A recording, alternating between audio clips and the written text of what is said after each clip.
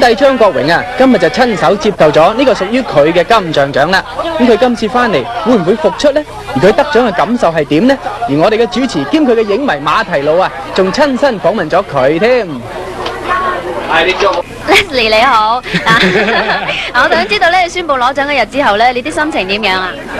我心情嗰日當然好開心啊！咁但係咧，一朝頭早就好多朋友打電話嚟恭喜我啦，同埋咧就個個都錫我啦。一早即係差唔多，我接咗成個鐘頭電話之後咧，啲朋友淨攞埋香檳啊，攞埋啲花上嚟我屋企同我慶祝㗎。咁啊，成日出咗街，咁其實即係都趕唔切高興啊！嗱，咁你今次係第一次攞影帝呢個獎啊，你自己唔能夠親手拎呢個獎，你會唔會覺得遺憾呢？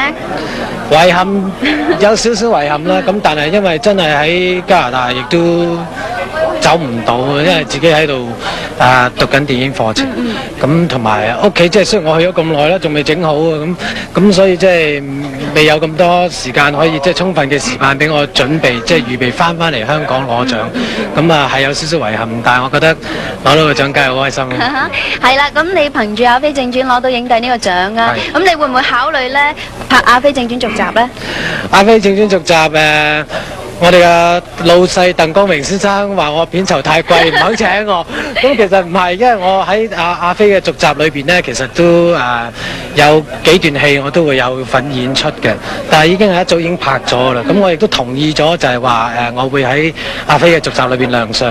咁喺呢度呢，就借你哋嘅關係呢，同埋即係同所有觀眾講一聲，就係好多謝佢哋支持啦。咁同埋就話我好開心可以同鄧光榮同阿王家衛佢哋合作，咁係我人生一大嘅好好嘅經驗。